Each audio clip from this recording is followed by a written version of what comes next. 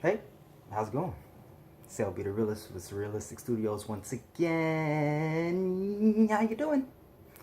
Got another story for you. Actually, I just found out about this one today. So apparently, according to DNAinfo.com, about 81 people were arrested in South and Westside Chicago during some raids that they had going on in an effort to really stay on top of this whole gang and gun violence they have in Chicago. So it happened overnight on February 23rd, 2017. What they, I guess the police, they created a list of about 122 repeat offenders known to be involved with gangs and drugs. Um, they, they got about 81 out of the 122 people arrested. They confiscated about 12 guns, one of which was a machine gun. You know that that violent shit. Yeah, they got one of those. Let's say, according to DNA.com, they say police anticipate felony charges for 79 arrestees from distributing drugs to aggravated unlawful use of a weapon by a felon. A police department spokesperson Friday said that 62 arrestees were convicted felons, 19 previously had been arrested for guns, and 14 were on parole for selling drugs. Um, let's see. I guess the raids were a part of a 2017 push for proactive policing to get several steps ahead of some of the individuals doing violence in the community, according to Superintendent Eddie Johnson of the police there. He also states that these results continue to drive home the fact that there are repeat gun offenders that don't care if they're on parole. They don't care about the fact that they're already previously convicted felons. And lastly, they think it's okay to carry guns and still sell drugs. Um, they also say there, let's see, yeah, basically he says that they don't fear repercussions at all.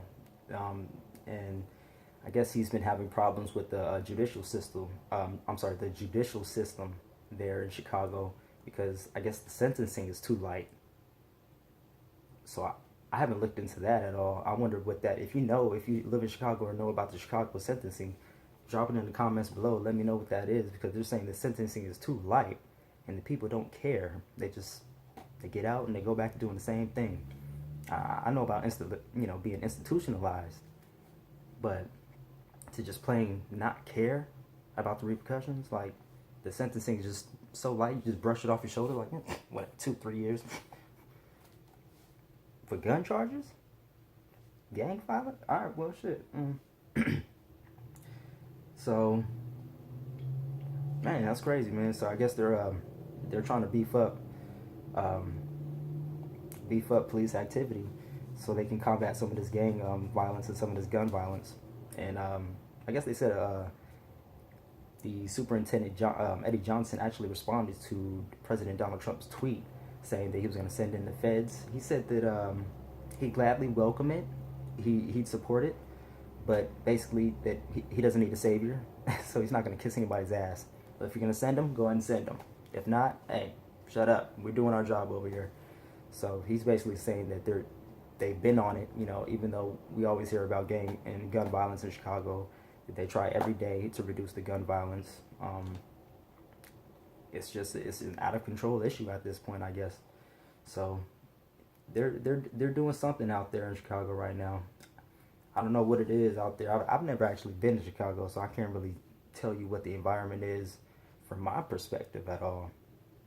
But from me being me, let me tell you, I ain't trying to go to jail. See, all my guns are legal. You feel me? Them boys out there in Chicago wilding out, but I guess that's why they call it Chirac for a reason. You feel me? Anyways, until next time, this is LBThaRealist. Do me a favor. Give me a thumbs up on this video if you like this video. If you like my other videos, go to them and give me a thumbs up. I need the support at this time, you know what I'm saying? Also, if you like this material, if you like my face, or if you just like the stories that I bring to you every day, or, when I try to, go ahead and subscribe to this channel. Like I said, I'll try to bring to you stories that I think are important, the stories that I think need light shed on them, such as the protests out there in Standing Rock, police brutality, real issues that are going on in our government, such as Tom Perez winning the DNC chair. How about that? So, all right, let me know what you guys think in the comment section below. Peace out.